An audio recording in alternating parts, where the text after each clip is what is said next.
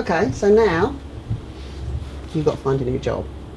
Applications, interviews, background checks, bit of a minefield, I expect. Tell us about that. Tell us about your experience. Background checks were fine because I think the background check companies know all about the Equality Act. But when it came to the recruitment process, that really was a minefield, especially on telephone interviews, because if I'm honest, I don't have that feminine voice. So on the phone, it's even worse. So I get people phoning up, okay, can I speak to Tabitha Adams, please? Right, speaking. Like, no, Tabitha Adams. Like, yeah. Is that you? It's like, yeah. Are you sure? So then half the time I'm just saying, well, are you actually listening to what I'm saying, or just going, oh, what do I do now? So that was an issue. So I grew to really hate telephone interviews. But actual face-to-face interviews were better.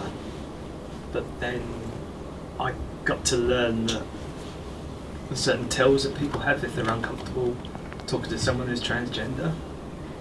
So I knew within 5 seconds of walking into the room and saying hello, whether I'd done that interview or not, straight away. You could just tell.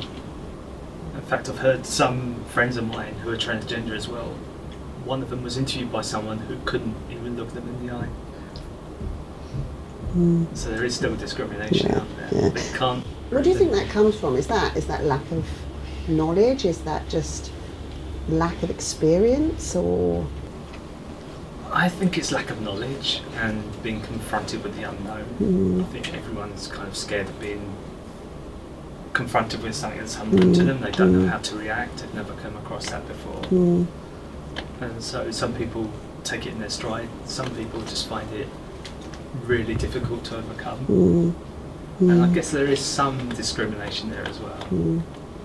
I know when you came up and we looked at your LinkedIn profile, Emma said, oh, I found a business analyst. And I looked over and said, oh, kind of, she's too pretty. So that's probably my discrimination. But how was it when you interviewed at RDT? Actually, the interview at RDT was probably one of the best interviews I've ever had, because I was interviewed by 2 people at RDT, one after the other.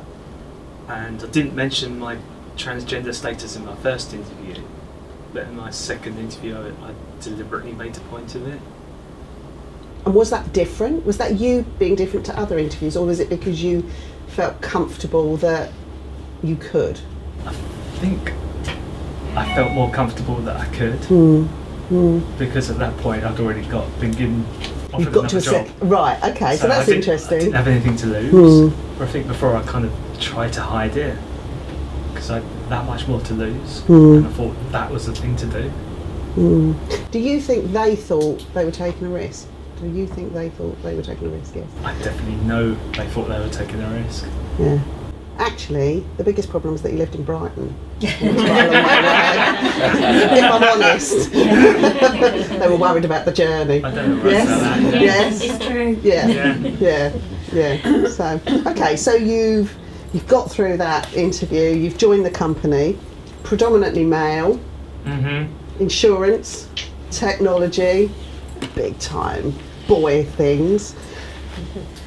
Very few numbers of women anyway. It's quite daunting for any woman joining the organisation. How did you think you were received?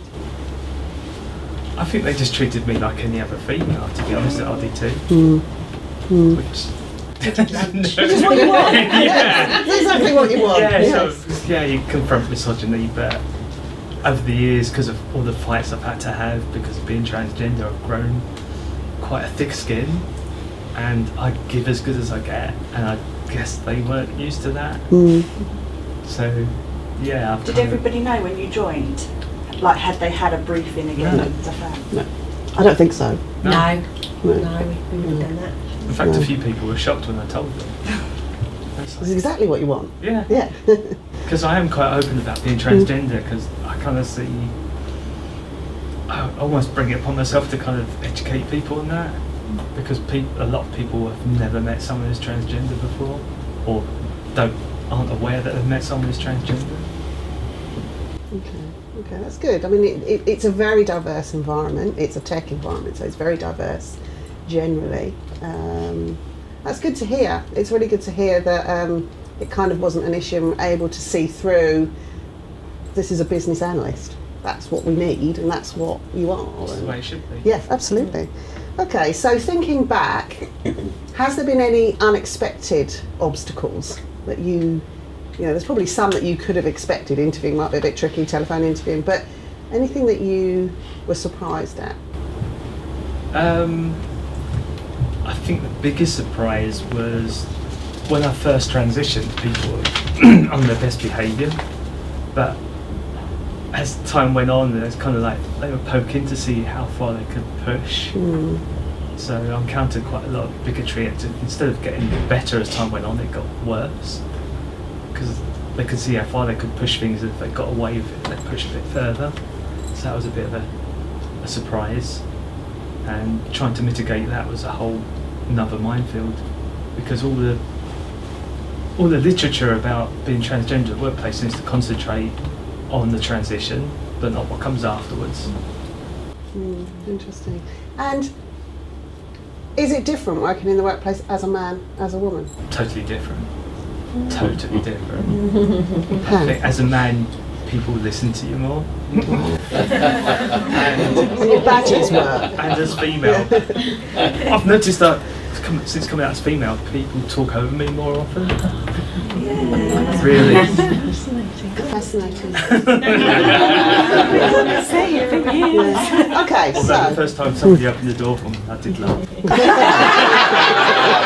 Never had that before. that's quite nice. That is quite nice. Okay, so Tabitha, you have a captured audience here, caged HR people and business owners. What do you think we can do to attract and retain the best people without discriminating? I just think it's a matter of education. Being transgender is quite rare even these days, even though it's in the media more and more. There's high profile people like Caitlyn Jenner, even though I can't stand her myself. Yeah, so you people feel you ought to like her? Yeah. Yeah. Well, why Yeah. would you? Yeah. Oh yeah, well she's Republican for starters. And Kelly Maloney, she's quite good. But I just think it's a matter of education. Also a matter of exposure as well. I think that people aren't exposed to transgender people, or aren't exposed to those issues, or unaware of the bigotry we have to face.